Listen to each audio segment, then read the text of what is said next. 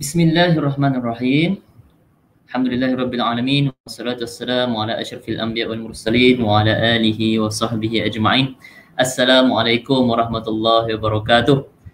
Alhamdulillah, kita bersyukur kepada Allah Subhanahu wa taala kerana dengan limpah kurnia dan izinnya Allah mengizinkan kepada kita untuk malam ni kita mengadakan satu webinar yang bertajuk bagaimana menjadi guru influencer. Jadi alhamdulillah, dan saya rasa pada malam ni memang ramai cikgu-cikgu, terutamanya lah cikgu-cikgu yang yang dah menunggu sejak daripada tadi dalam webinar kita ni. Untuk malam ni kita mengupas tentang satu tajuk yang sebenarnya sangat catchy dan sangat kena dengan situasi kita pada hari ini, tahun 2020 ni. Bagaimana guru boleh menjadi influencer. Okay, maksudnya influencer ni orang kata yang mempengaruhi orang lain. Itu tajuk kita ataupun apa yang nak kita bincangkan pada malam ni. Dan sebab ini sangat penting, sebab apa? Para remaja, orang muda hari ni, ini memang semua ini generasi TikTok, generasi Instagram, generasi Facebook, generasi medsos, media sosial, yang mana kalau cikgu-cikgu sebenarnya yang menjadi perintis kepada kemajuan pendidikan negara ni tak masuk dalam orang kata apa, lembah, nak kata lembah pun boleh lah juga kan, bidang influencer, bidang memperkenalkan diri dalam media sosial ni, maka dia akan jadi lebih susah sikit lah. Sebab pembelajaran kita hari ni bukan lagi macam dulu, tapi sudah lebih kepada talian internet, penggunaan internet dan sebagainya. Jadi sebelum tu sedikit taklimat lah kepada semua yang mendengar pada malam ni. Baik, jadi ada beberapa peraturan lah. Jadi yang pertama sekali, saya minta pada semua pada malam ni dengar dengan betul macam mana kita nak menjadi guru influencer ni. Okay, yang keduanya adalah link pendaftaran untuk semua dapat sijil. Jangan main-main. Malam ni dengar webinar, kita bagi sijil. Tapi sijil akan diberikan 10 minit terakhir. Sebelum kita habis baru link akan diberikan. Dan anda semua kena jawab 3 soalan yang mudah. Yang ini memang soalan selepas ABC dia mudah. Okay, memang sangat mudah. Dan kena betul 2 daripada 3 baru boleh dapat sijil. Okay, kepada sesiapa yang ada soalan di ruang soalan lah, maksudnya nak tanya pada ahli panel kita yang bukan calang-calang pada malam ni, okay, bolehlah tulis soalan anda di ruangan komen ataupun live chat ini. Okay, baik, sebelum tu saya nak memperkenalkan sedikit kita punya panel kita untuk webinar bagaimana menjadi guru influencer. Okay, saya memperkenalkan, nama penuh beliau ialah Nur Helmi bin Abdul Muttalib, merupakan anak jati Perlis yang mendapat pendidikan awal di SK Datuk Ahmad Musa. Seterusnya SMKA Arau dan kemudian melanjutkan pelajaran dalam bidang sains kimia di University Sains Malaysia sehingga tahun 2005. Dan seterusnya menjadi guru sains dan kimia di SMK Luar Bandar nombor 1 Sibu Sarawak selama 8 tahun. Dan sekarang ini mereka berkhidmat di SMK Jerlun, Kedah sebagai guru cemerlang sains.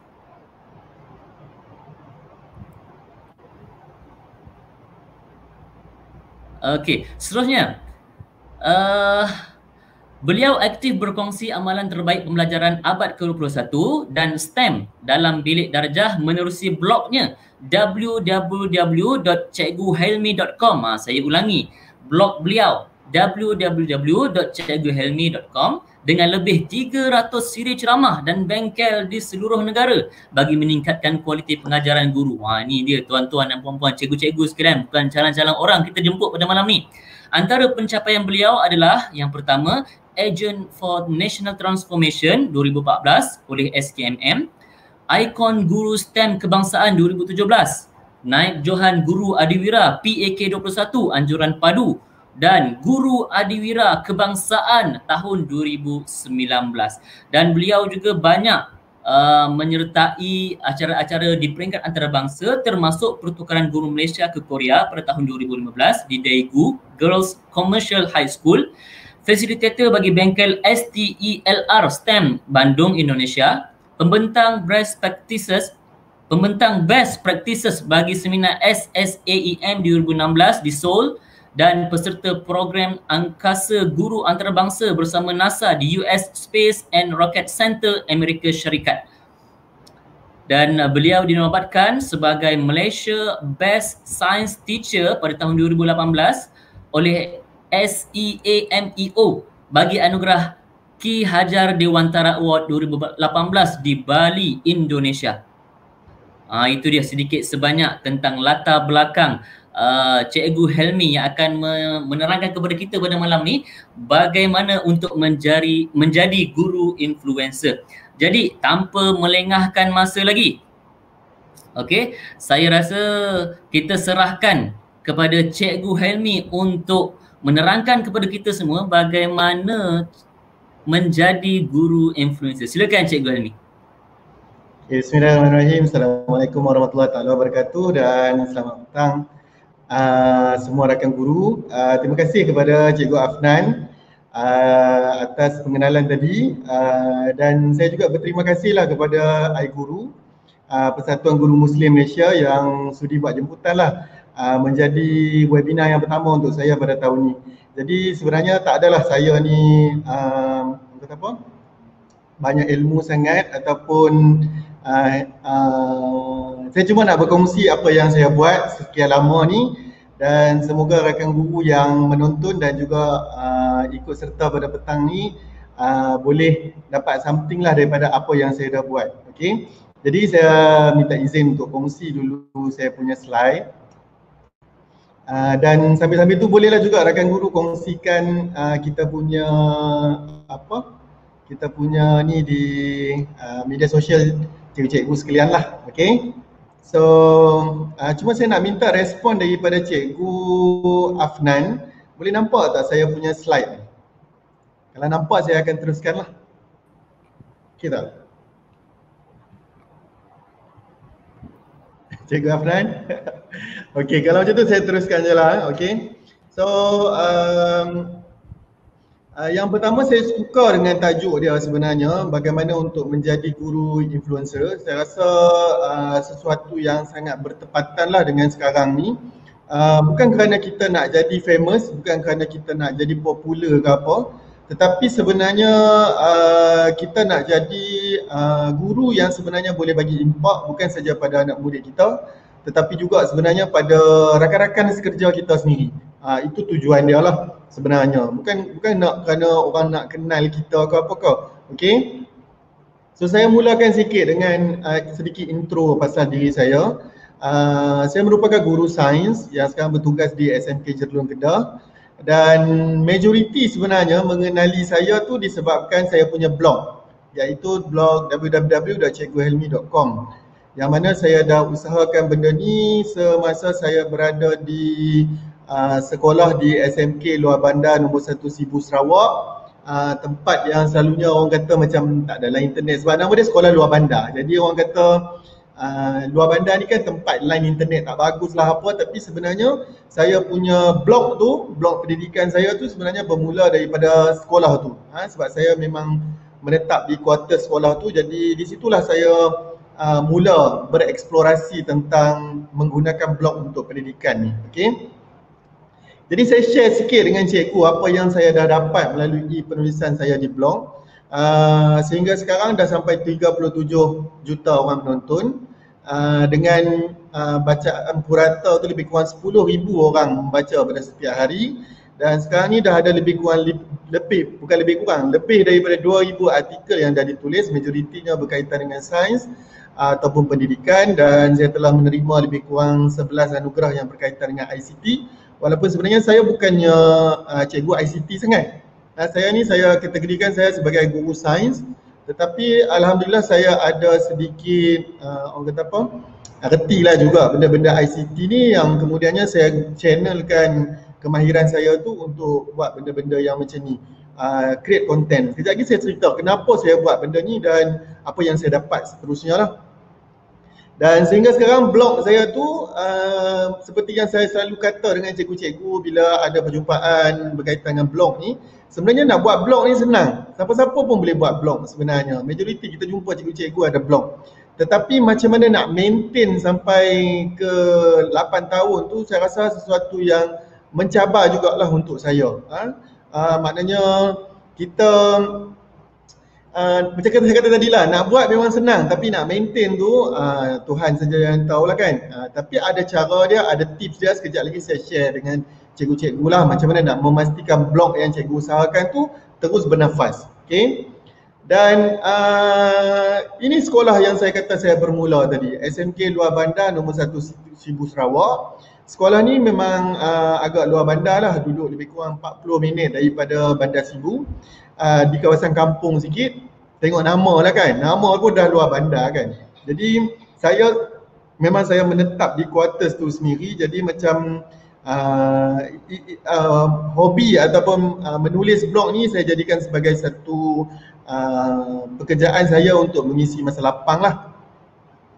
Dan adakah kerana saya ni tak ada kerja ataupun kerana saya duduk situ tak ada keluarga ataupun kerana saya tak tahu nak buat apa-apa, ataupun mungkin kat sekolah tu saya tak ada kerja kan, jadi macam menulis blog lah kan. Tak, sebenarnya bukan itu isu dia. Isu dia sebenarnya adalah bermula apabila saya mula buat tugasan dengan pelajar. Ini zaman 2012-2013 macam tu tak? Okay, 2012-2013 apabila masa tu kementerian sangat menggalakkanlah cikgu-cikgu kita menggunakan internet ataupun menggunakan benda-benda digital ni. Jadi pada masa tu saya ni pun cikgu baru kan, sebab saya posting lebih kurang 2007 macam tu. Jadi kita nak cuba masukkan, nak cuba integrate teknologi lah juga dalam lesson kita. Jadi pada masa tu bila saya buat apa-apa tugasan, saya cuba minta pelajar saya, okey, kamu cuba cari di internet. Dan bila saya minta dia orang cari, sangat susah kita nak jumpa Malaysian content. Sebenarnya daripada situ, bermula daripada situ. Isu dia susah nak jumpa Malaysian content. Saya rasa cikgu-cikgu pun yang mengikuti kita pada malam ni pun sebenarnya setuju kan. Satu ketika dulu kita sangat susah nak jumpa. Kalau cari pasal asid dan alkali tu kita akan jumpa banyak konten-konten daripada Indonesia, bukan daripada Malaysia. Okey. Jadi saya rasa macam itulah titik tolak yang menyebabkan kenapa saya rasa macam daripada saya nak salahkan kementerian, kenapa kementerian tak sediakan bahan tu, nak salahkan JPN, PPD, kenapa tak sediakan bahan rujukan untuk anak-anak murid saya. Why not saya sendiri yang ambil inisiatif untuk sediakan bahan-bahan tu untuk anak murid saya. So daripada situlah sebenarnya saya cuba menulis blog, saya buat nota. Okey, ini yang saya tulis lah, apa yang saya kongsi dalam blog saya buat nota. Kemudian budak-budak saya akan minta dia orang rujuk di situ. Sebab dalam kelas saya jenis orang hands on. Jadi saya minta dia orang, okey, kamu dah siap ni, kamu pergi rujuk saya punya blog, kemudian nota kamu copy yang itu. Sebab kadang-kadang kita guru pun kita tak puas hati kan. Budak-budak kita buat nota, kadang-kadang dia salin saja daripada buku. Benda tak penting pun dia salin. Yang penting tu pula dia tak salin dan dia tak highlight. Jadi cara dia saya tulis dalam nota saya di blog, kemudian budak-budak saya akan salin yang itu. So kita memang tahu yang itu memang confirm dah yang penting kan, isi penting. Kemudian saya suka juga kongsi apa aktiviti yang kita orang buat dalam kelas, sebab saya rasa macam itu satu kenangan, satu pengalaman yang sangat menarik untuk saya dan untuk murid saya. Okey. Kemudian ada juga kenangan macam saya pergi berjalan apa semua, saya pergi sebab kita merantau kan masa tu kan. Jadi kita pergi cuti-cuti tu kita akan pergi pusing Sarawak sampai ke Sabah, pergi ke tempat-tempat yang orang Sarawak sendiri pun tak pernah sampai lagi masa tu kan. Contoh dia macam pergi ke Kapit, ke pedalaman Belaga apa semua tu, Bakun. Jadi saya rasa benda-benda tu sangat menarik untuk kita kongsi sebab bukan semua orang ada pengalaman yang sama. Dan kemudian saya cuba menulis benda-benda yang berkaitan dengan panduan lah. Contoh guru cemerlang. Sebab masa saya nak mohon guru cemerlang pada masa tu, saya sangat susah nak cari sumber rujukan yang ada dekat internet.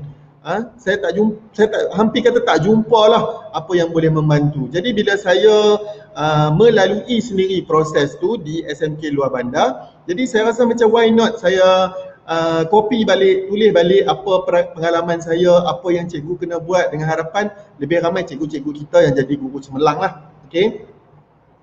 Dan saya percaya kepada perkataan transformasi ni. Maksudnya kalau kita nak jadi orang yang lebih baik, kita kena sentiasa dinamik. Kita kena sentiasa berubah jadi lebih baik. Okay. Jadi antara benda pertama yang saya buat pada blog saya tu adalah dengan saya ubah daripada cikguhelmi.blogspot.com sebab saya pakai platform percuma. Saya pakai platform percuma cikguhelmi.blogspot.com. Kemudian saya nampak macam ada potensi kepada apa yang saya sedang usahakan ni.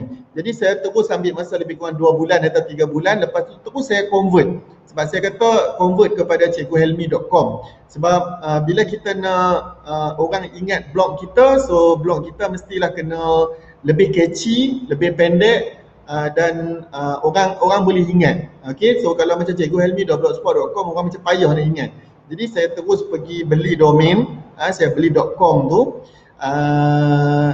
Terus dapat cikguhelmi.com. Jadi macam kan lebih mudah kita nak bercerita kan. So itu antara transformasi pertama yang saya buat bila saya nampak ada potensi. Kemudian saya create avatar pada masa tu.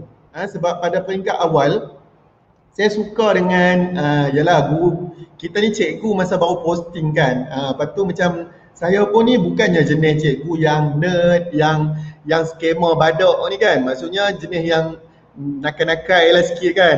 Jadi saya punya idola pada masa tu adalah GTO, Great Teacher Onizuka. Dia adalah anime yang ada dekat anime lah, cerita anime Jepun punya pasal seorang cikgu yang nakal lah, cikgu muda yang nakal. Jadi saya ambil dia tu sebagai avatar saya ataupun perwakilan saya di dunia maya. Okey, dan kemudian bila saya rasa macam tak sync. Kita ni cikgu adalah kerjaya yang macam mulia kan, kerjaya yang sopan santun kan. Lepas tu kita nak tunjukkan kita cikgu yang macam nakal-nakal macam what for kan. Jadi macam saya cuba tukar kepada avatar yang lebih sopan dan lebih mewakili saya lah pada masa tu, iaitu cikgu sains. Sebab tu kalau tengok dekat avatar tu ada gambar bika-bika apa semua tu. Dan satu lagi adalah sebab masa tu saya memang minat, saya memang jurulatih softball masa saya sepanjang saya di Sarawak. Jadi saya letak juga bat softball dengan bola softball kat situ. Okay, so kemudian transformasi ketiga yang saya buat adalah header tu sendiri ataupun dia punya design lah. Kali pertama saya tengok saya buat simple, saya pakai yang default saja, yang memang template dia dah ada. Kemudian bila saya tengok macam tak boleh ni, macam tak sesuai. So saya terus pakai yang kedua, design yang kedua. Yang ini lebih sesuai dan yang ini sebenarnya lebih sentimental lah untuk saya sebab saya pakai design ni ataupun template ni dalam satu tempoh yang sangat panjang dan ramailah sebenarnya orang mengenali saya, blog saya melalui template ni sebenarnya. Okay, dan sehinggalah saya hujung tahun lepas kalau tak salah saya bertukar kepada template yang baru, design yang baru supaya ada sebab, bukan kerana suka-suka tukar juga. Sebab template yang saya pakai yang lama tu dia tidak mesra dengan pengguna mobile phone, pengguna handphone. Jadi saya tukar kepada template yang baru supaya dia lebih mesra dengan phone. Sebab sekarang ni kita tahu orang sangat jarang orang akses kita punya blog dengan menggunakan laptop. Jadi orang banyak guna pakai phone, so saya cari yang lebih mesra phone lah. Kita cuba support kita punya pembaca. Okay. Dan kalau cikgu-cikgu lain perasan, saya juga adalah content creator di YouTube. Pun sama, bertitik tolak daripada isu yang sama, iaitu bila saya nak cari video-video yang berkaitan dengan eksperimen sains, sangat susah nak jumpa. Sangat susah nak jumpa. Kalau ada pun macam, saya rasa macam panjang sangat. Lepas tu dalam bahasa bukan bahasa Malaysia. Jadi saya rasa macam okeylah. Saya pun kebetulan saya ada sikit je sebenarnya. Skill saya sikit sangat pada masa tu, minimum sangat. Saya belajar sendiri semua. Tapi skill tu kita develop dari masa ke semasa semakin baik. Dan saya cuba sediakan video yang berkaitan dengan eksperimen sains dengan lebih baik. Okay, so daripada sana pun sama.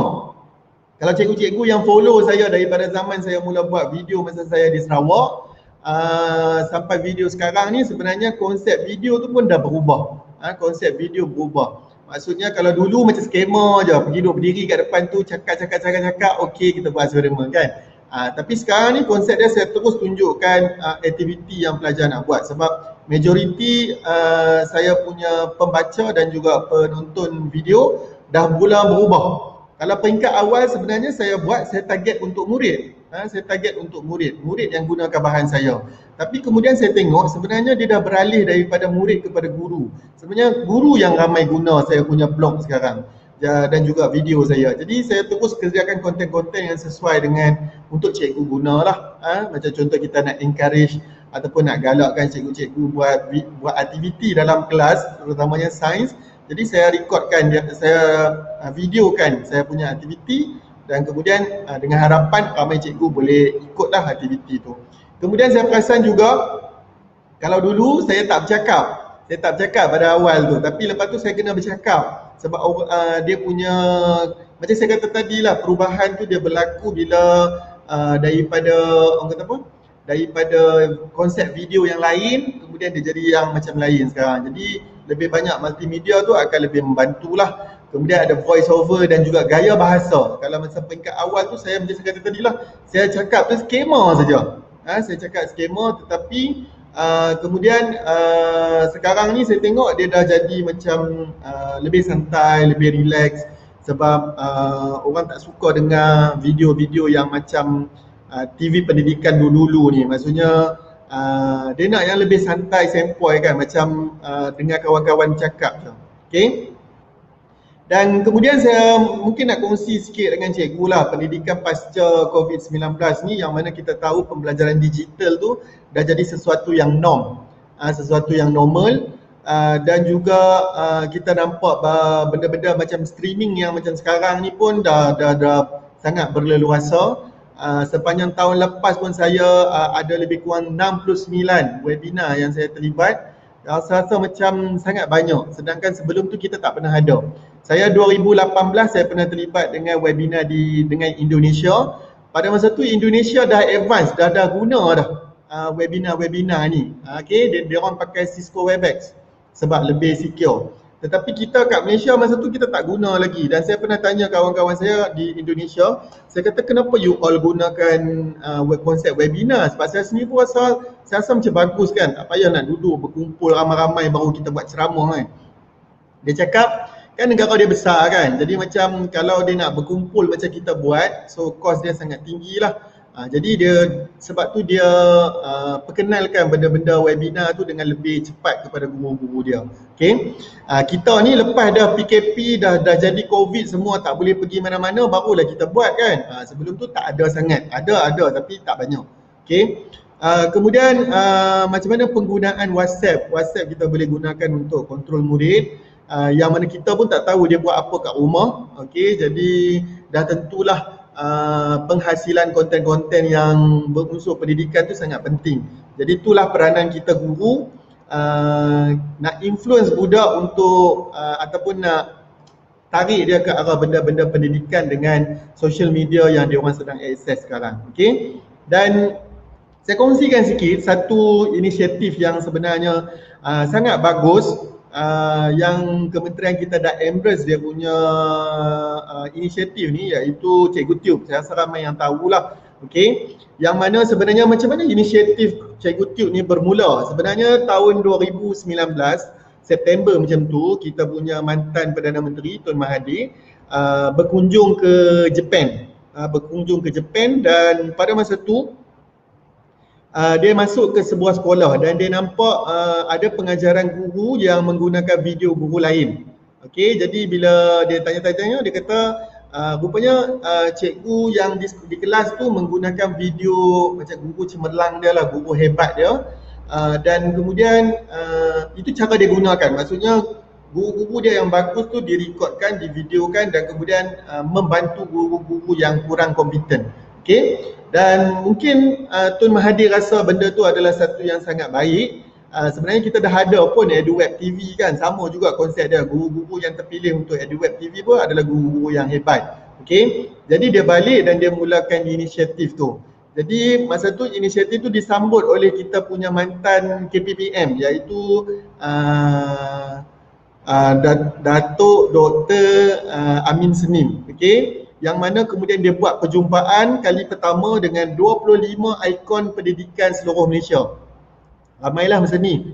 Okey, dan kemudian daripada situ bila ada perjumpaan tu, maka kita Oktober 2019 tu juga kita buat bengkel Cikgu Tube yang pertama. Masa tu sebenarnya nama pun tak ada lagi Cikgu Tube ni. Okey, cuma kita nak menghasilkan content creator. Sebab masa perjumpaan dengan Datuk Dr. Amin tu, antara isu yang ditimbulkan adalah cikgu-cikgu kita tak banyak hasilkan konten.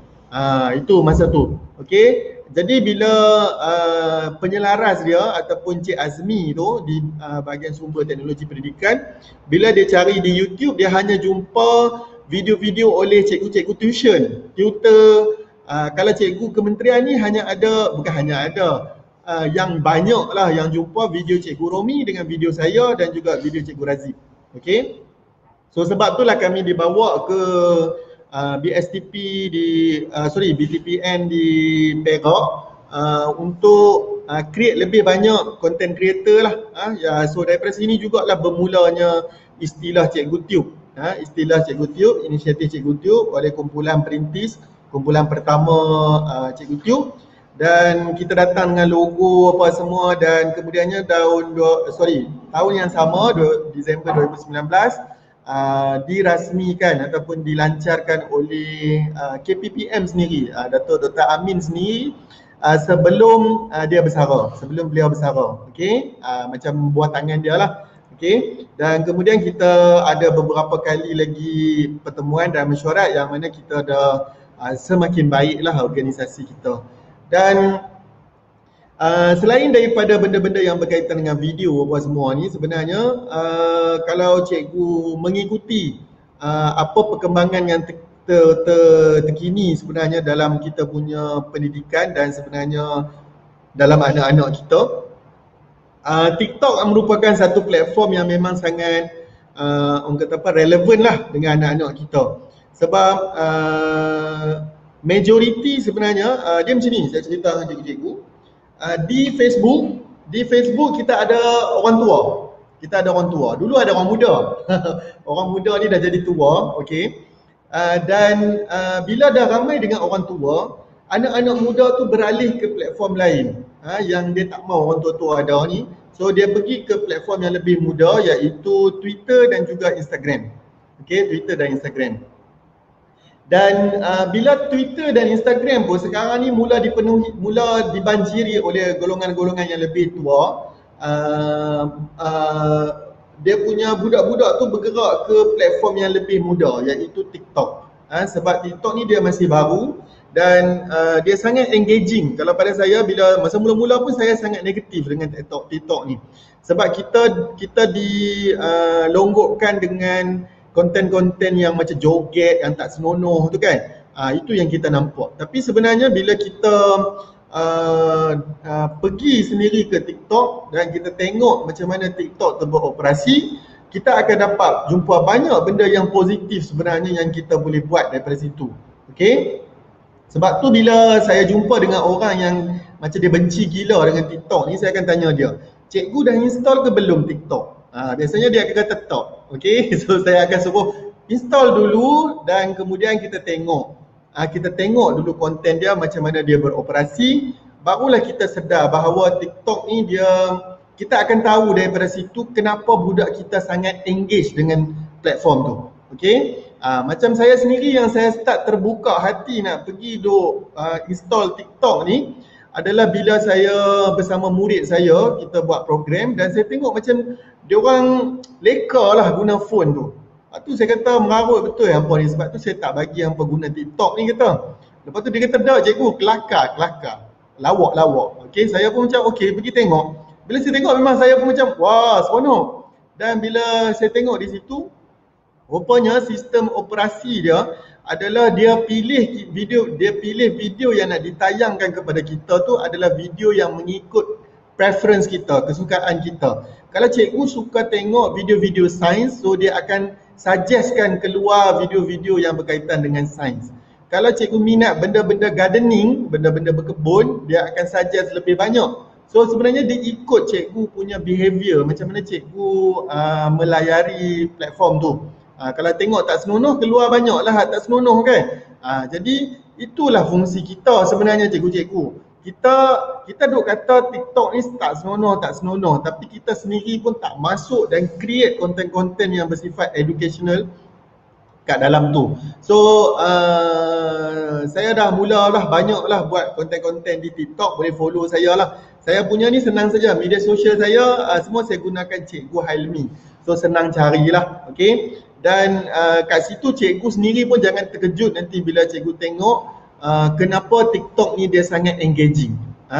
Dah lah cikgu perasan orang sekarang ni orang tak tengok YouTube, orang tak tengok YouTube. Orang tengok lebih ramai yang berpindah ke TikTok sebab dia pendek, less than 1 minute dia punya video. Dan orang TikTok ni dia kreatif sebab dia berjaya cramkan idea tu dalam video yang sangat pendek. Jadi macam kita rasa macam tak sempat, nak boring. Kalau dekat YouTube kita rasa macam alah panjang pula nak tengok ni, 5 minit pun dah jadi panjang sekarang kan.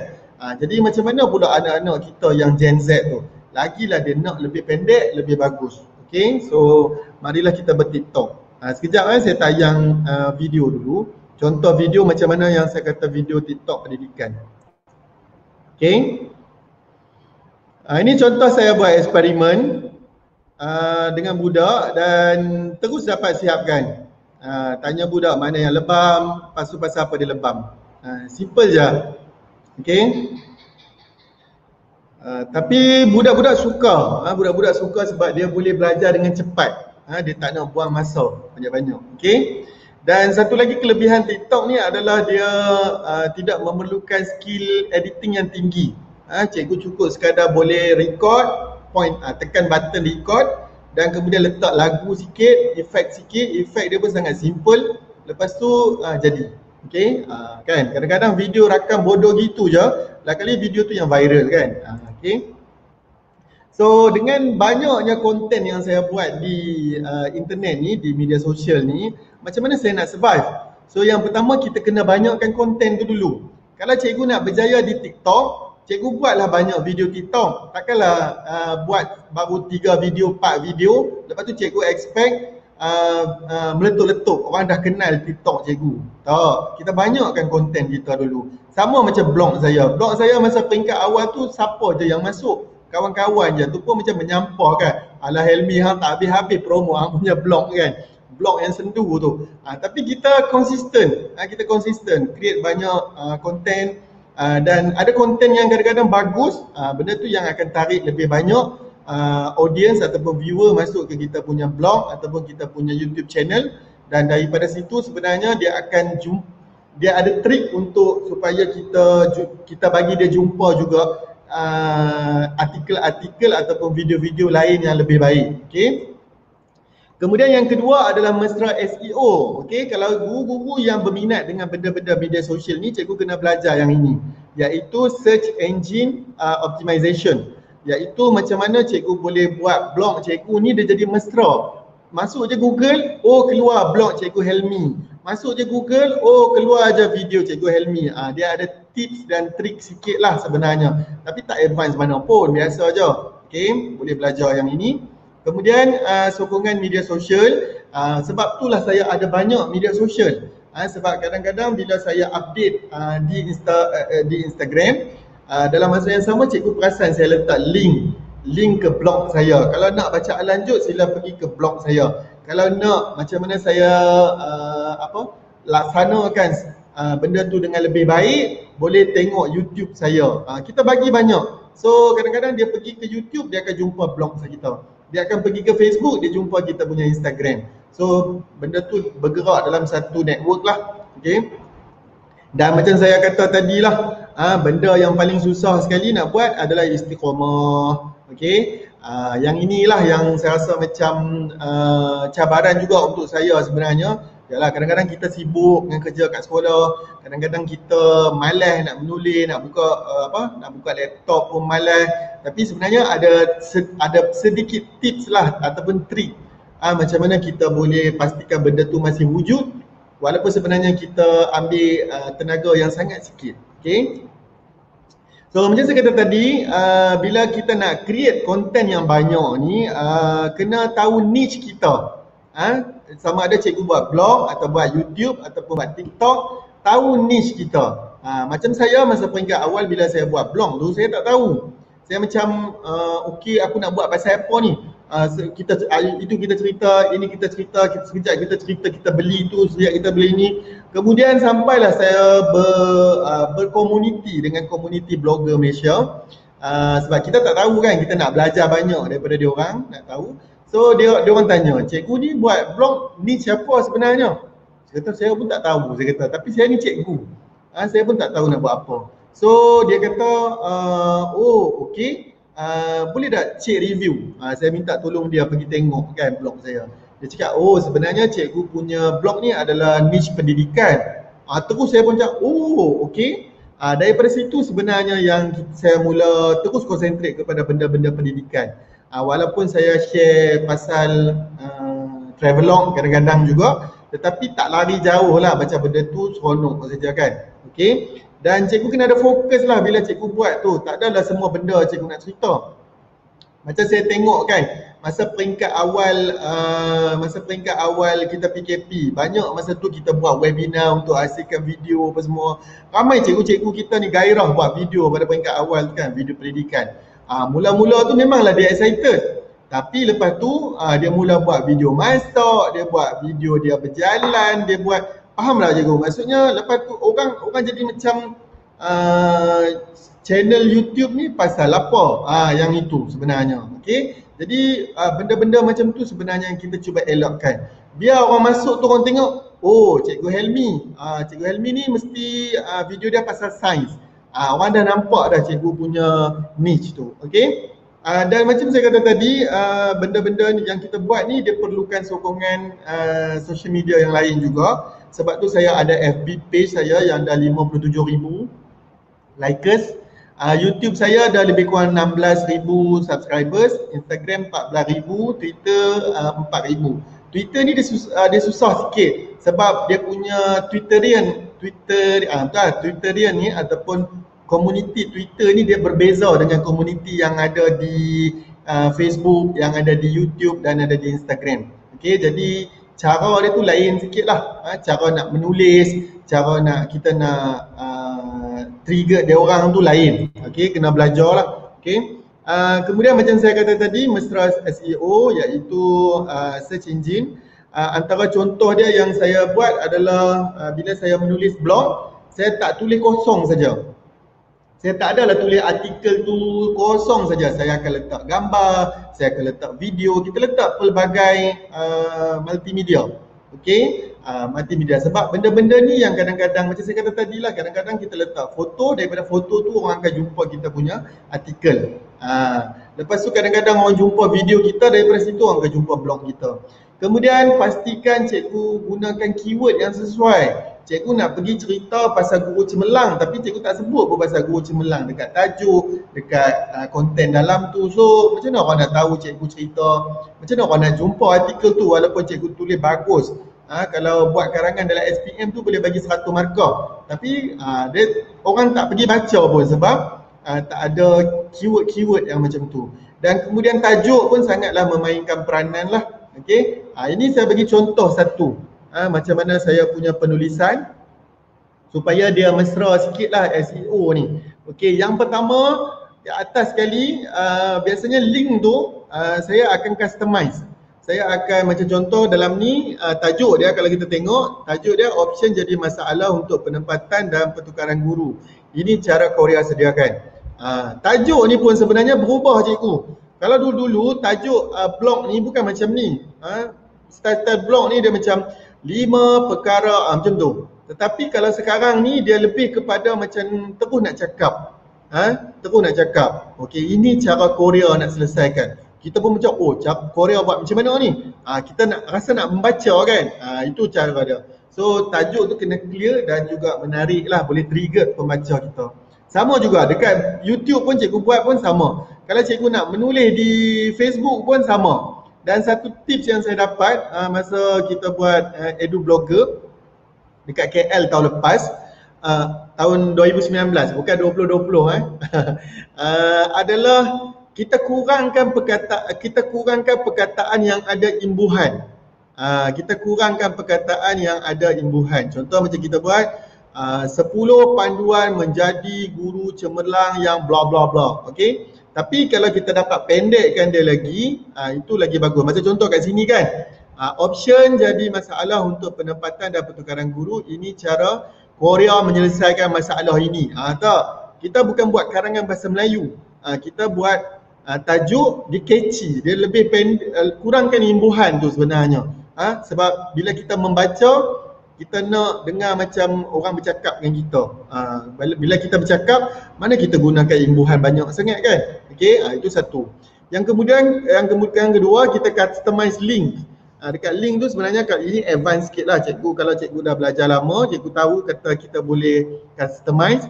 So kita letakkan kata kunci kat situ lah. Macam saya letakkan kata kunci kat situ, masalah penempatan. Sebab kita tahu ada kelompok dekat Malaysia ni yang pergi duk cari pasal keyword tu, keyword penempatan tu kan. Jadi benda tu membantulah orang jumpa blog saya ni. Okay. Kemudian perenggan pertama juga mainkan peranan penting. So perenggan pertama tu dia kena terus direct dah, ada benda apa yang kita nak cerita. So keyword kena ada kat situ. Lepas tu macam saya kata tadi, kalau ada gambar, ada video, so kita letak caption. Sebab kadang-kadang cikgu perasan tak, bila cikgu pergi ke Google, cikgu tak search web kan, cikgu pergi search image. So daripada situ sebenarnya orang boleh juga jumpa cikgu punya blog daripada video, daripada gambar cikgu. Okay, itu beberapa tips lah yang saya boleh kongsi dengan cikgu-cikgu. Okay. Kemudian macam mana kita nak memastikan kita ni istiqamah, benda yang saya rasa susah tadilah tu lah, berterusan, ada continuity. Okay, yang pertama adalah jadual kekerapan. Cikgu buatlah satu ketetapan sekurang-kurangnya 2 minggu satu artikel, ataupun kalau bercita-cita tinggi sikit 1 minggu 2 artikel. Okay, walaupun nampak macam sikit, sebenarnya nanti bila nak menulis tu ya Rabbana, tak tahu nak cakap, dia punya senang susah lah tu. Okay, malas tu kan. Okay, jadi tak payah nak bercita-cita tinggi sangat. Buat 2 minggu satu artikel, ataupun 1 minggu satu artikel saja yang cikgu rasa cikgu boleh maintain. Kalau cikgu tiba-tiba macam rajin, cuti sekolah ni tak tahu nak buat apa kan, duduk kat rumah saja, so rasa macam idea tu mencurah-curah, datang banyak nak bercerita itu, nak cerita ini, boleh tulis dulu tapi jangan post lagi. Jangan duk tulis post, jangan. Tulis dulu, hari ni post, lepas tu sabar sekejap, 3 hari 4 hari lepas tu baru post pula satu lagi. Jadi nampaklah dia sentiasa naik kan. Okey. Itu yang termasuk dalam simpan kerajinan tu. Setting, kita boleh setting dia punya schedule tu. Hari ni dah keluar dah artikel baru, biar dulu. 3 hari lepas tu keluar pula. Itu cara dia. Okey. Yang ketiga adalah repost. Macam saya ni kadang-kadang saya dah buat artikel tu, tapi takkanlah nak tulis baru kan. Jadi macam saya terus repost saja. Maksudnya saya pergi balik, musim tu keluar pasal guru cemerlang, iklan guru cemerlang. So saya pergi ambil panduan guru cemerlang, saya pergi post balik dekat Facebook, saya pergi post dekat grup-grup Telegram yang berkaitan. Jadi daripada situ sebenarnya yang rating blog kita akan naik balik. Kita cari musim yang sesuai. Okey, bila musim EG tukar pula, result keluar, kita keluarlah cerita-cerita pasal rayuan pertukaran ke, macam mana tips nak dapatkan EG tukar, benda-benda macam tu. Okey. Dan yang paling ni sekali tu adalah dapatkan pembantu lah. Macam saya ada personal assistant saya sendiri. Anak-anak murid saya lah, bekas-bekas anak murid saya yang diorang dulu pun diorang dah pandai menulis blog daripada hasil orang kata apa, aktiviti dalam kelas. Jadi saya kata nak tak korang kita bagilah sikit imbuhan kan supaya jadi motivasi untuk dia juga. So pembantu pun adalah satu cadangan yang baik lah. So kadang-kadang cikgu tengok saya macam rajinnya Cikgu Helmi update blog. Sebenarnya bukan saya lah, saya punya personal assistant. Okay. Dan apa yang saya dapat daripada benda-benda yang saya buat, tak kisahlah di blog ataupun di YouTube ataupun di TikTok ataupun penulisan di Facebook, sebenarnya yang utama sekali adalah kita boleh kongsi ilmu kita lah. Sebab saya percaya semua orang ni ada ilmu yang berbeza kan. Kita ada ilmu yang tersendiri, so kita kongsilah daripada bahagian kita. Ini yang saya alami, saya ceritalah. Kalau cikgu alami, cikgu cerita dah dekat blog cikgu pula, macam tu kan. Bila dia duk cakap banyak sangat, cikgu cakap macam tu. Okay. Lepas tu saya sebenarnya yang ini ni saya teringatlah kisah saya dulu. Sebenarnya masa saya duduk kat Sarawak tu, yang saya antara sebab saya boleh buat blog tu adalah sebab saya ni jenis suka recommend barang tau dekat kawan-kawan saya. Kawan-kawan rapat saya, kalau macam saya pergi makan kedai bagus-bagus kan, saya macam mesti pergi ni, mesti kena. Saya memang beria, orang kata excited nak pergi duk recommend. Dan itu yang kawan saya cakap, dia kata Cikgu Helmi kan lagi bagus kalau dapat cerita benda-benda tu dalam blog sendiri kan. Jadi macam tak payahlah nak rewind kan, bila orang minta tanya buku mana yang best nak baca, nak cerita pula daripada A sampai Z. So bila kita tulis kat blog, so kita boleh share saja link blog tu kan kat orang. Kemudian yang kedua adalah saya nampak boleh buat refleksi pada diri. Dan saya memang ada saya punya penulisan refleksi saya daripada 2013. Itu yang saya seronok. Saya seronok sebab saya mula menulis daripada 2018. Setiap tahun habis setahun saya mengajar tu, saya akan tulis apa pencapaian saya, apa yang saya dah buat untuk tahun tu. Saya akan cerita. Dan sampai sekarang saya buat. Yang tahun 2020 pun ada saya tulis dah. Kalau cikgu boleh pergi blog saya, cikguhelmi.com. Yang mana saya ceritalah apa yang berlaku sepanjang tahun, apa anugerah saya dapat, apa yang masalah saya cerita semua. Dan bila saya baca balik kan, jadi macam seronok tau. Bila macam sekarang ni, saya pergi baca balik yang 2013 saya tulis, 2014, 15, 16. Kita boleh nampak progres perkembangan diri kita tu macam mana. So cikgu pun start sekarang kan. Start sekarang cikgu tulis apa yang cikgu alami. So itu boleh jadi refleksi untuk diri cikgu. Okay. Kemudian macam biasa kita akan ada lah tawaran menulis buku lah, buku latihan, menulis surat khabar apa semua. Tapi saya peringkat awal saya ada terima, tapi lepas tu saya tak mampu nak terima sebab banyak sangat, dan saya rasa saya ada komitmen lain lah yang lebih utama. Okay. Kemudian ada anugerah, kemudian kerjasama strategik dengan agensi-agensi, sekejap lagi saya tunjuk dengan cikgu. Kemudian dapat peluang untuk berkongsi pengalaman kita melalui ceramah, dan akhir sekali adalah passive income lah yang taklah banyak mana pun. Cikgu jangan ingat saya jadi kaya raya kerana menulis blog dan buat video lah, tak ada pun sebenarnya. Kecuali kalau saya berhenti kerja, lepas tu saya buat all out lah benda ni kan. Tapi bukan niat saya pun. Saya buat macam saya kata tadi, tujuan saya adalah nak kongsi ilmu, nak menyelesaikan masalah anak murid saya yang tak ada konten-konten Malaysia tu. Okay. So ini antara dia, macam mana kita boleh kongsi ilmu. Banyak, kita ada banyak pengalaman kan. Macam saya kata tadi, pengalaman setiap orang tu adalah unik, individual. Jadi kita ceritalah daripada pengalaman kita. Macam contoh saya pergi buat visa US. Masa 2018 saya dapat peluang pergi ke Amerika Syarikat untuk program guru bersama NASA tu. Lepas tu saya rasa macam sebab dia kena apply visa dan saya kena study sendiri, tahu tak? Saya kena pergi buka dia punya dia punya forum, kena pergi cari siapa yang menulis. Kalau ada tulis pun tak ada dalam bahasa Melayu. Jadi macam saya rasa macam okey, saya mengalami kesusahan. Kalau boleh saya nak orang lain rasa mudah dengan apa yang saya tulis. Kita pemudahkan untuk orang. So daripada situ saya menulis sendiri panduan macam mana nak dapatkan visa kalau nak ke US. Dan alhamdulillah saya dapat banyak feedback daripada orang-orang yang perlu buat visa ke US, dan dia kata blog saya sangat membantu dia.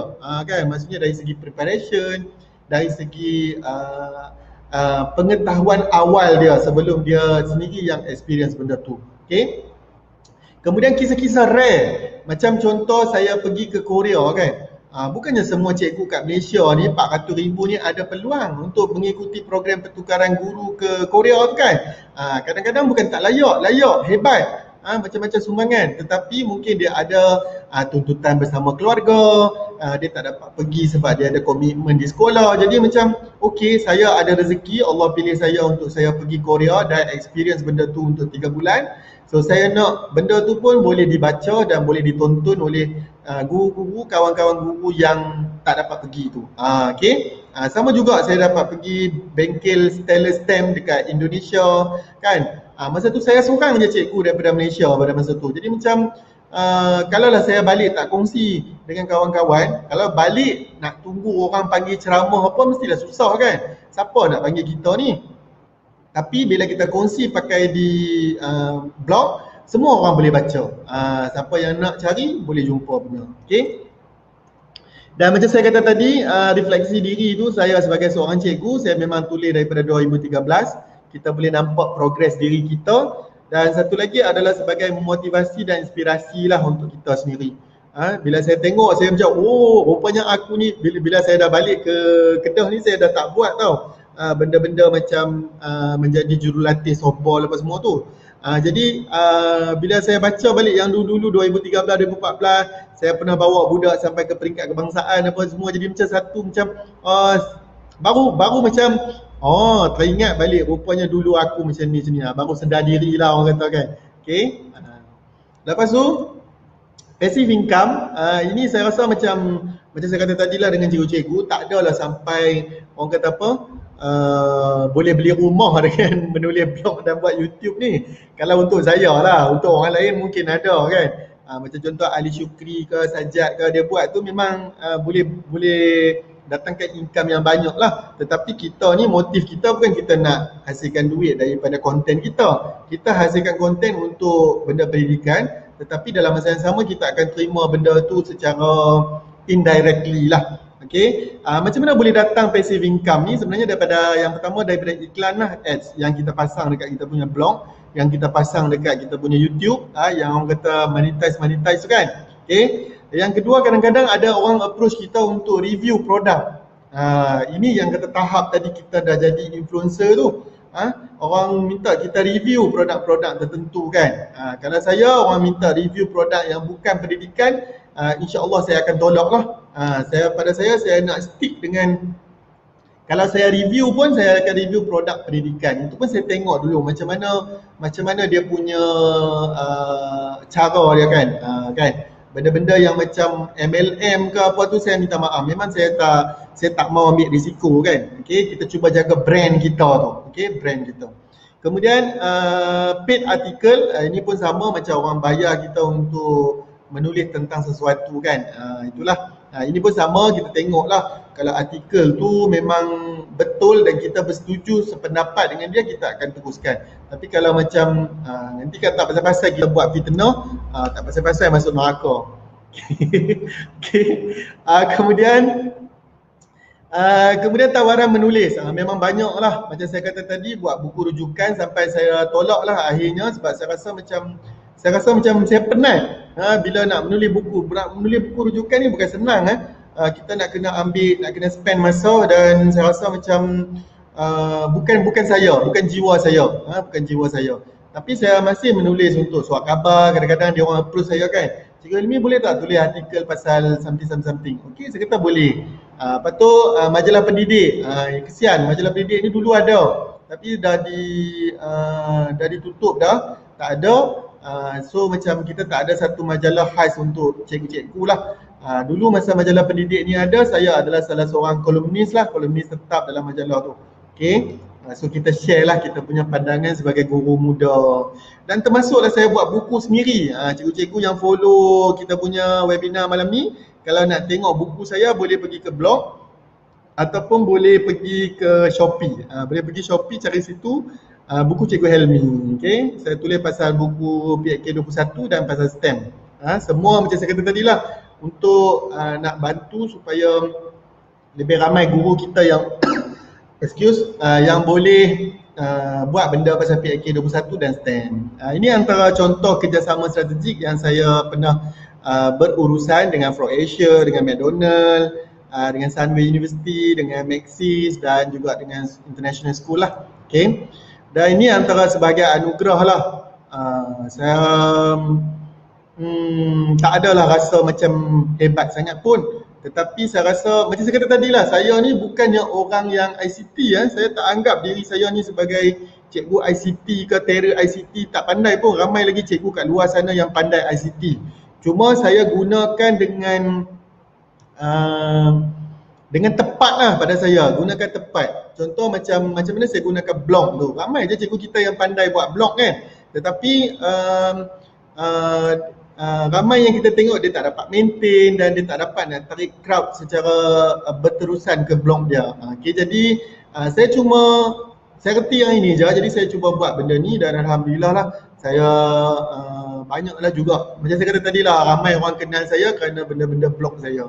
Okay, yang ini saya rasa kalau untuk saya secara peribadi, saya suka anugerah Agent for National Transformation 2014 oleh MCMC ataupun Suruhanjaya Komunikasi dan Multimedia Malaysia.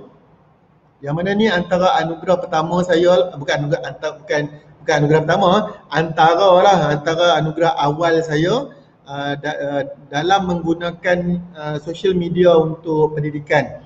Dan yang saya rasa seronok, saya kata tadi, sebab saya dapat ni masa tu ada 10 orang penerima, kebanyakan dia adalah orang yang buat bisnes, orang yang buat NGO, tapi masa tu saya satu-satunya cikgu ataupun orang yang warga pendidikan yang dapat. Jadi macam saya rasa macam kita represent mewakili kita punya kerjaya guru ni kan. Jadi macam seronok lah kan. Maksudnya tak adalah orang nampak cikgu kita ni macam tak tahu apa-apa kan. Sedangkan cikgu kita buat banyak benda. Okay. So ini sikit saya nak share dengan cikgu-cikgu dalam nak menghasilkan konten. Bukan menulis saja, sebenarnya dalam menghasilkan konten juga. Yang pertama bunyi macam poyo, macam klise, tapi sebenarnya itulah, tulislah daripada hati. Kan macam poyo je kan, tapi sebenarnya betul lah. Kita tulis tu kita benda yang kita rasa kat dalam. Kita rasa macam saya nak macam ni, tapi kita tulis dalam keadaan yang baik. Sama juga bila kita buat video. Kita buat video pun kita boleh rasa daripada hati tau. Macam okey, saya nak buat macam bila dengar lagu, kita letak lagu, kita boleh feel benda tu. Okey. Kemudian jangan syok sendiri. Buat jangan menonong je, tak tahu apa kan. So kita ada target audience kita. Kita nak tembak siapa? Kita nak tembak pelajar, kita nak tembak budak yang ambil sains. So kita create lah konten yang sesuai dengan sains. Contoh dia. Okey. Kemudian orang kata apa, satu lagi adalah penulisan educational ni dia ada dua jenis cikgu-cikgu. Okey, ataupun penghasilan video. Penghasilan video pun sama. Ada yang kalau untuk bersifat educational dia ada dua. Satu yang dia bersifat critical. Semua benda tak kena. Nak kritik itu tak betul, ini tak betul, memang boleh meletup. Cikgu kalau cikgu nak viral, cikgu nak famous dekat Facebook ke apa ke, cikgu tulislah penulisan yang bersifat kritikal. Memang boleh meletup.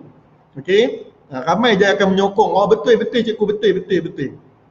Okey, tapi saya tak suka. Saya cuba memilih untuk tidak menulis secara kritikal. Bukan kerana saya ni adalah orang yang tidak kritikal, tetapi pada saya kita ada cara yang lebih baik untuk menulis.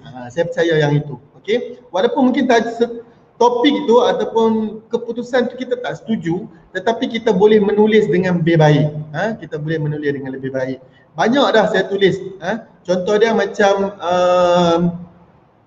penulisan pasal job description tu. Job description. Masa tu mana yang tulis pasal menghentam kementerian apa semua, memang meletup-letup lah, ramai orang share lah apa semua. Tetapi saya cuba ambil daripada side positif.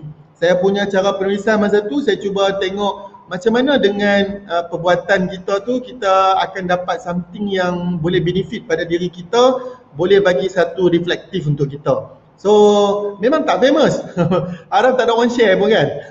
Tapi sebenarnya saya rasa macam saya dah dapat menangani benda tu dengan lebih baik pada saya. Kan? Yang itu boleh kritikal. Dia tulis hentam lah itulah apa. Bukan kerana saya ni apa sokong kementerian ke apa. Sepatutnya kita sokong lah sebab kita memang pekerja dengan kementerian kan. Tetapi saya rasa mesti ada hikmah. Benda-benda macam tu sebenarnya kadang-kadang hikmah tu kita lambat dapat.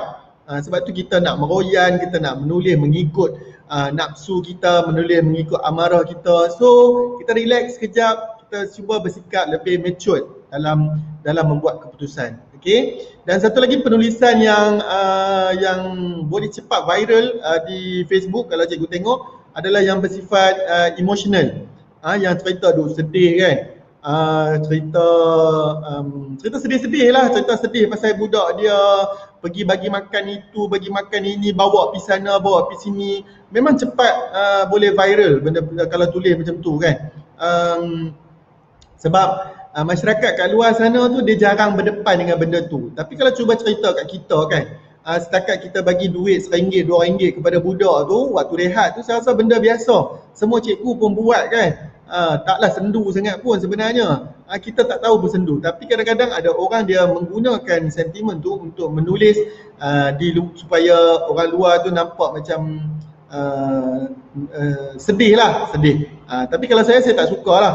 Macam contoh kalau kita cerita pun biarlah kita cerita pada kerja buat kita sebagai seorang guru. Okay, be professional. Okay. Dan satu lagi adalah saya percayalah bila kita menulis ni ataupun kita create content, benda tu akan bawa sampai ke mati kan.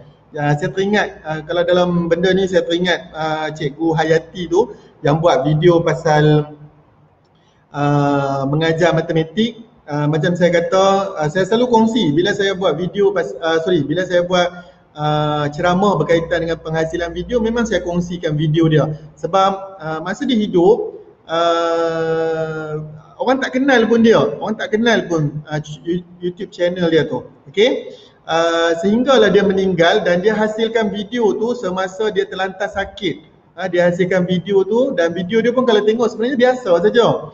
Video tu tak adalah orang kata apa macam edit lampau-lampau, video yang biasa tapi sampailah, maksudnya dia ceritakan macam mana nak mengira untuk matematik tambahan.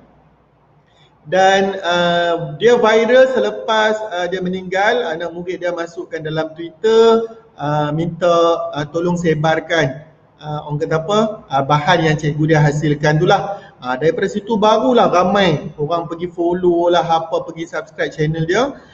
Sampai masa tu pun dia diberi anugerah pada masa tu. Tapi macam tu lah orang Malaysia kan, dah meninggal baru nak bagi anugerah apa semua kan. Okay. Tapi satu yang memberi ingatan yang sangat baik lah kepada saya dalam menghasilkan konten. So saya share juga sikit tips untuk cikgu-cikgu. Kalau cikgu nak buat video ataupun menulis blog, so gunakan konsep ni je, iaitu gunakan bahasa yang sampai. Orang tak perlu nak, ya Allah dia ni tulis apa ni, saya nak hadam, nak digest pun susah. Kita tulis bahasa sempoi macam kita bercakap. Saya bila saya menulis tu saya akan berimajinasi seolah-olah saya memang sedang bercakap dengan orang. Saya sedang bercerita dengan orang. Sebab tu bahasa saya pun nampak macam sempoi je kan. Kan tadi dia punya tips tu menulis dari hati. Okay? Kemudian dalam masa yang sama bila cikgu create content ni, cikgu pastikan ada branding cikgu kat situ. Branding ni boleh jadi pada cikgu punya tagline, cikgu punya gaya penulisan. Contoh macam kalau saya, orang baca saya punya artikel dekat YouTube tu, artikel dekat blog pun, dia orang dah boleh nampak dah. Oh ni style cikgu Helmi menulis. Nampak tak? Ni bukan cikgu Helmi tulis ni, dia bukan ayat macam ni cikgu Helmi tulis. Kita create brand kita pada masa tu. Kalau buat video kita create tagline ke, gunakan lagu ke yang orang boleh kenal. Oh ni cikgu Helmi. Okay? Kemudian konsep KISS, keep it simple and short. Tak payah nak berjela-jela. Kalau menulis tu pun tak perlu nak tulis sampai panjang-panjang, sampai macam saya kata tadi lah, orang nak kena duk fikir pula. Dia ni kena buat pemahaman macam dulu kan. Kita belajar pemahaman, nak kena pendekkan ayat. Tulis pendek-pendek saja, baru orang senang baca. Okay.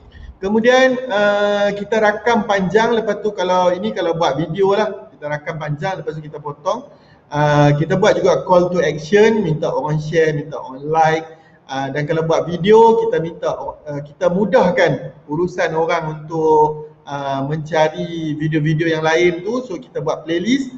Ataupun kalau cikgu perasan, kadang-kadang dekat saya punya Facebook pun, saya akan kumpulkan artikel-artikel yang berkaitan. Contoh dia macam bila datang musim Mohon Guru Cemerlang, saya kumpulkan. Oh, ini pasal panduan, ini pasal step 1, step 2. Kita kumpulkan, kita letak dan kemudian kita share dekat kawan-kawan supaya dia jumpa semua artikel yang sesuai dengan Guru Cemerlang. Okay. Dan bila kita nak share juga, kita tahu link YouTube, link blog tu dia panjang kan. So kita gunakan URL shortener supaya orang nampak pun tak semuk. Orang tengok pun rasa macam, oh okey, saya nak klik. Daripada orang tengok, ya Allah penuh dekat saya punya skrin ni, saya pun malas. Okey, macam tu. Okey, so saya rasa itu sajalah kot saya punya perkongsian tentang macam mana menjadi guru influencer. Okey.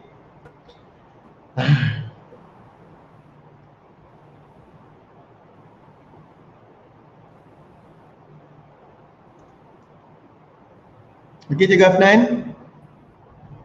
Komen ni, terima kasih Cikgu, sangat best. Semoga kita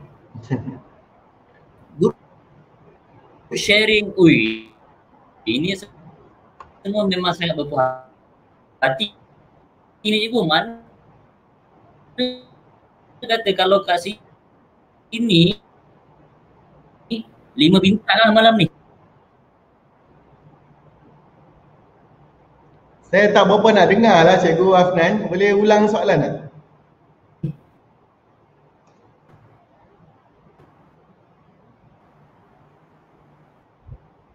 Okey, kejap. Okey Cikgu, boleh dengar? Ya. Okey, boleh. Silakan.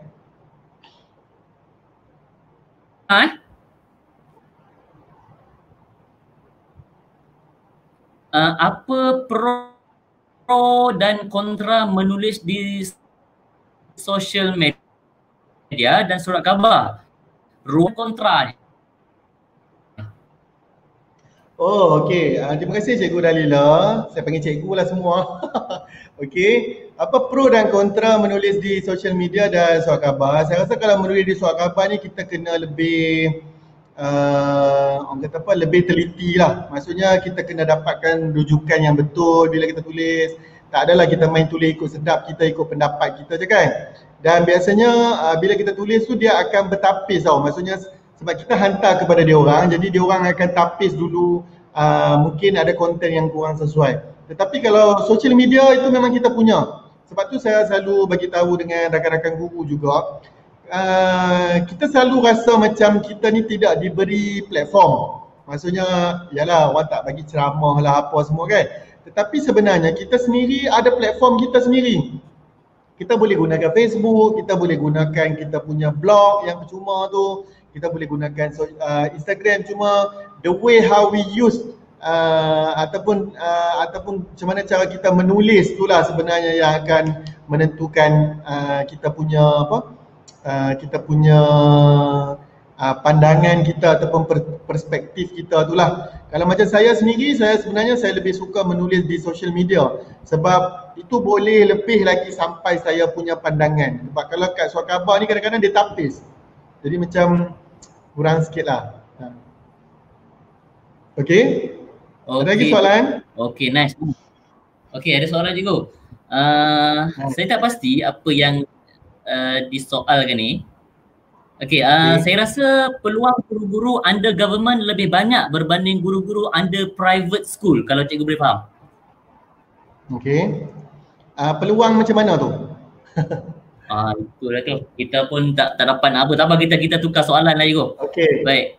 Okey, tak apa. Sebenarnya saya mungkin saya share sikit. Cikgu Afnan, saya cuba jawab tengok. Ya, Saya tengok sebenarnya dia tak ada beza sangat. Sebenarnya memang betul lah cikgu kementerian ni kita ada bapak kita kan. Jadi macam dia banyak inisiatif tu diturunkan secara orang kata apa macam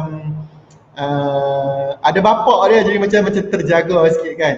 Tapi kalau macam private school pun sebenarnya dia boleh create sendiri saya rasa. Sebab ramai kalau kita tengok di Twitter dan juga di TikTok sendiri pun sebenarnya yang tengah leading ataupun yang tengah create banyak konten-konten pendidikan tu adalah merupakan cikgu-cikgu tuition. Tutor-tutor, even dekat YouTube pun sebenarnya banyak cikgu tutor. Tetapi saya rasa sebab itu dia punya nature kerja dia kan yang menyebabkan dia terpaksa create banyak konten. Dan saya rasa siapa-siapa pun dia sebab dia terbuka. Benda social media ni saya rasa terbuka, kita boleh buat dan kita gunakan macam mana cara kita guna tu je lah. Kalau dari segi peluang macam untuk macam pergi ke macam saya pergi ke peluang-peluang guru-guru kat luar negara tu kan. Sebenarnya yang itu tu cikgu private school pun banyak sebenarnya join. Cuma mungkin tak ada pendedahan. Sebab tu saya kata tadi sebenarnya inilah tugas kita untuk jadi influencer kepada rakan-rakan kita, bukan saja kepada anak murid kita tetapi kepada rakan juga. Kalau macam saya pergi ke Korea 3 bulan 2015 tu dan katakan saya tidak menulis di blog, saya tak buat video dekat YouTube. Ada tak cikgu-cikgu kat Malaysia akan tahu tentang pengalaman tu? Tak ada. Tapi saya nak pengalaman saya tu cikgu-cikgu Malaysia pun boleh rasa, bukan setakat boleh membaca tetapi juga boleh menonton, tengok terus. Yang saya kata salji tu macam mana contohlah kan. Okey, boleh tengok terus daripada video saya dan kemudian boleh belajar something. So itulah berlakunya knowledge transfer tu kan. So kita harapkan lebih banyak cikgu-cikgu kita yang nak bersikap macam tu, kongsi ilmu pengetahuan kita sebab tak akan rugi. Setakat saya duk buat ni daripada 2013, saya tak pernah ada rasa rugi lah saya bercerita macam-macam. Walaupun sebenarnya Cik Afnan dan juga rakan-rakan guru, ada benda yang saya pergi saya kalah tau. Tapi saya cerita juga kat situ, kat dalam saya punya blog. Saya cerita juga. Sebab saya tak nak nanti orang yang pergi selepas saya tu kalah. Jadi biarkan dia belajar something daripada situ. So insyaAllah Allah akan bagi lebih banyak lagi kat kita kan dengan cara dia sendiri. Baik. Okey cikgu. Seterusnya cikgu Cik Aini. Dia tanya, bagaimana TikTok boleh membantu murid untuk lebih jelas tentang sesuatu ilmu? Sebab TikTok ni lebih kepada hiburan, cerita. Okey, itulah satu yang saya rasa saya sedang cuba menguruskan apa yang saya buat di TikTok sekarang. Iaitu kita tahu kata TikTok tu dia memang penuh dengan benda-benda hiburan kan. Jadi macam mana kita nak create konten yang boleh tarik budak kepada benda pendidikan. So ada banyak cara. Sebenarnya antara dia cikgu boleh create nota dalam bentuk yang macam tu. Ataupun macam saya sendiri, kadang-kadang saya ubah. Sebenarnya saya dengan budak saya gunakan video TikTok tau untuk dia orang ulang kaji. Saya gunakan sebab bila saya bagi video YouTube, bila tengok saja kat situ 2 minit, 3 minit, bukan 2 minit, 3 minit, video YouTube kadang-kadang 10 minit, dia orang rasa macam alah panjang lah cikgu nak tengok, tak ada kredit lah apa semua kan. Tapi kalau kita forward dalam grup WhatsApp tu video TikTok, sebab dia pendek, so size dia lebih kecil, so lebih senang dia nak tengok dan dia terus compare. Dan memang saya banyak hasilkan konten-konten yang sebenarnya sebab budak SPM kan kita macam dalam keadaan huru-hara sekarang ni kan. Jadi diorang ni kita tak tahu konten dia tu macam mana dan especially benda-benda fakta yang dia kena ingat. So banyak benda-benda tu saya transfer ke dalam bentuk video TikTok sebab dia lebih engaging dengan lagunya, dengan konsep dia. Okey, jadi saya buat dalam bentuk video TikTok dan kemudian saya akan share dengan pelajar saya. Dan saya suka dengan thank you cikgu Cik Aini ni. Saya suka dengan konsep bila orang cakap fun learning kan. Bila cakap fun learning, pada saya bukan saja percaya kepada konsep fun learning tetapi fun and meaningful learning. Bukan setakat seronok saja tetapi bermakna. So macam mana nak menentukan benda tu bermakna? kita sendirilah kena tentukan apa benda yang kita nak create dekat kita punya video tu. Okay? Okey. Lagi satu soalan you. Oi, ini sebab cikgu banyak cerita pasal TikTok tadi. Jadi soalan-soalan ni semua menjurus kepada TikTok. Saya sendiri pun tengah belajar lagi tapi dah mula nampak lah macam mana trend. Betul. Lepas ni saya nak install TikTok. Lepas cikgu cakap macam ni saya terus nak install TikTok. Okey, ada daripada teacher Fiza, dia tanya, pada pandangan Cikgu Helmi, adakah aplikasi TikTok sesuai digunakan dan dikongsi kepada murid-murid sekolah rendah, murid-murid sekolah rendah bagi menyampaikan kandungan PDPH sewaktu musim COVID? Kalau pada pandangan saya sokong, saya memang boleh saja, especially dari segi penyampaian pengetahuan, konten tu.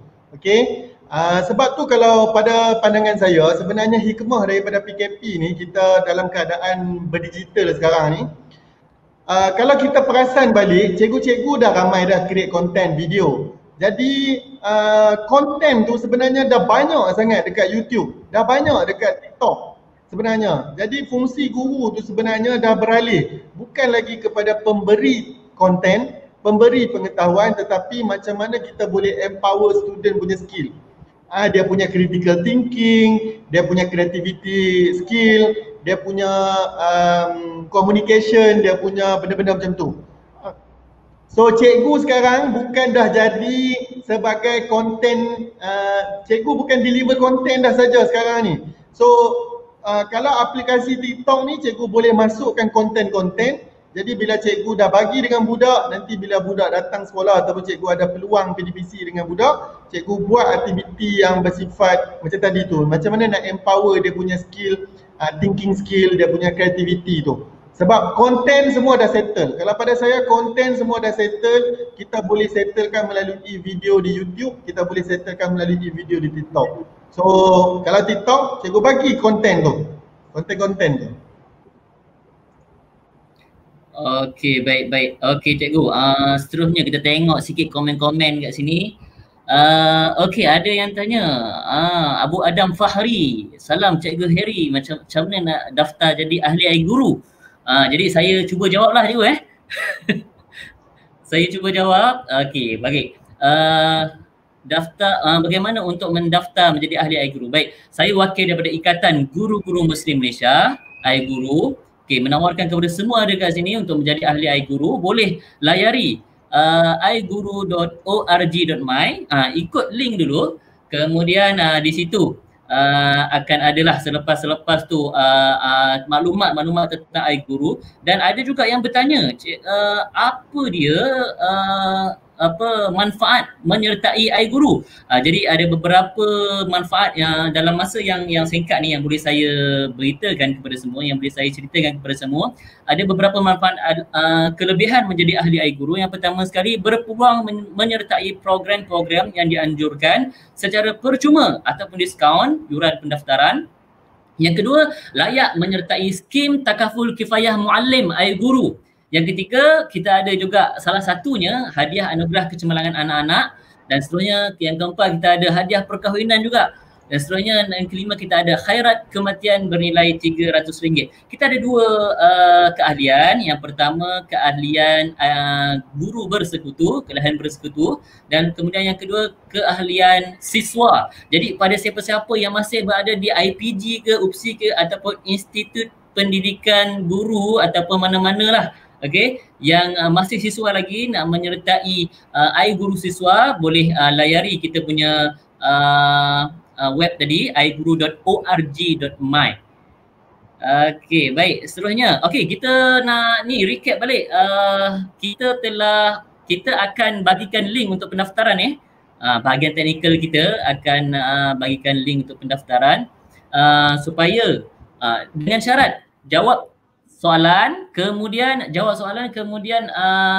anda semua perlu betul sekurang-kurangnya 2 daripada 3 soalan. Okey, untuk melayakkan anda mendapat sijil lah. Okey. Saya rasa macam nak baca lagi ni komen-komen yang ada dekat sini.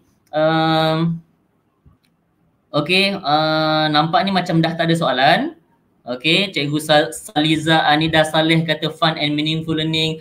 Terima kasih. Semuanya mengucapkan terima kasih dan tahniah kepada Cikgu Helmi atas perkongsian kita pada malam ni. Oh, ada yang terakhir. Ada soalan yang terakhir. Okey, Cikgu Helmi, mungkin ini soalan yang terakhir ataupun kedua terakhir kot. Okey, Cikgu Helmi, dia tanya, apa seronoknya menjadi guru yang terkenal ni ataupun menjadi guru influencer ni, apa yang seronoknya? Dia orang nak tahu ni. Silakan Cikgu. Kalau pada saya sendiri macam saya cakap masa awal tadi itulah, kita bukan kerana kita nak menjadi popular ataupun nak menjadi dikenali ke apa semua kan, tetapi sebenarnya cukup sekadar kita boleh mempengaruhi rakan-rakan kita ataupun anak-anak murid kita untuk jadi lebih baik. Itu je. Kalau macam pada saya sendiri, saya tengok benda yang saya buat ni bukan kerana saya nak orang kenal ke apa semua, tapi kerana memang satu by nature memang kita minat berkongsi ilmu tu, dan yang kedua adalah supaya pengalaman kita yang kita dapat tu orang lain pun boleh ambil iktibar, boleh ambil sebagai motivasi, sebagai inspirasi. Dan malah sebenarnya yang paling penting sekali boleh menyelesaikan masalah saya dalam kelas. Sebab saya, itu tujuan asal saya, iaitu saya nak selesaikan masalah yang bila anak murid saya nak pergi ke internet, dia tak ada rujukan-rujukan pasal Malaysian content. Jadi daripada situ saya create, digunakan oleh rakan guru tu satu bonus pada saya. Dan sebenarnya kita boleh ulang. Maksudnya contoh, macam saya kata tadi, kalau saya nak ajar pasal guru macam mana nak menjadi guru cemerlang kan, saya takkanlah setiap kali saya nak repeat, nak ada cakap. Sekarang ni saya dah tulis dekat blog, tulis cantik-cantik, nak tahu, okey, saya boleh forward. Cikgu baca daripada sana, so cikgu ada masalah, ada soalan, cikgu boleh tanya saya. Benda-benda macam itulah sebenarnya yang menjadi satu kepuasan untuk kita lah. Dan saya mengharapkan juga sebenarnya cikgu-cikgu kita ramai lagi yang sebenarnya berkongsi ilmu dan juga pengalaman ni. Sebab macam saya kata tadi, saya percaya semua orang dia punya ilmu dan pengetahuan dia tu dan pengalaman dia tu unik. Kita boleh belajar. Saya sendiri pun saya boleh belajar daripada cikgu yang baru posting setahun dua. Cikgu lain pun boleh belajar daripada saya. Maksudnya kita ada something yang kita boleh belajar. Dan saya percaya juga kalau kita nak, kita cikgu, kita nak sistem pendidikan kita bagus, so kita kena bagus ramai-ramai. Bukannya seorang cikgu je yang bagus. Kita kena ada ramai sekumpulan guru kita yang bagus, barulah kita dapat sistem yang bagus pada akhirnya. So kena sama-sama lah kita jadi cikgu yang lebih baik. Tu dia. Makin kita dah nak tutup tapi ada pula satu soalan. Tak apa, jam saya menunjukkan 9.54. Tak apa, kita ada sebelum pukul 10 ni kita ada masa lagi. Daripada Haida Mahmud. Ini sahabat saya juga ni. Okey, saya dari sekolah Tafiz. Nak tanya apa contoh konten yang sesuai? Ni menarik juga cikgu. Silakan. Okey, contoh konten yang sesuai. Saya rasa subjek apa? Boleh saya tahu tak Cikgu Haida ni ajar subjek apa? Cikgu Haida boleh tulis kat komen lah kalau boleh. Tapi sebenarnya saya rasa tak ada masalah. Cuba pergi ke TikTok tu, kalau kita jumpa ramai ustaz-ustaz kalau TikTok lah, kalau kita bercerita pasal TikTok. Kejap cikgu. Dia tak silap, ini adalah Ustaz Haida. Dia mengajar Al-Quran, tahfiz Quran. Mengajar Al-Quran pun saya rasa tak ada masalah. Sebab kan kita ada konten kita kan, kita ada silibus kita, yang mana macam saya kata tadi, iaitu perkara-perkara yang berkaitan dengan konten tu sebenarnya kita dah boleh bagi dah melalui benda digital ni. Kan? Maksudnya dalam kelas ataupun dalam sesi pembelajaran kita tidak berfokus lagi kepada benda-benda yang bersifat konten. Sebab saya rasa sekarang ni kan, dengan konten yang begitu banyak sekarang ni, cikgu-cikgu kita pun ramai aktif menghasilkan konten. Saya rasa benda-benda yang berkaitan dengan pengetahuan, knowledge, kita boleh cari dah sekarang ni kan. Jadi apa membezakan cikgu yang secara fizikal wujud ni dengan cikgu-cikgu yang lain?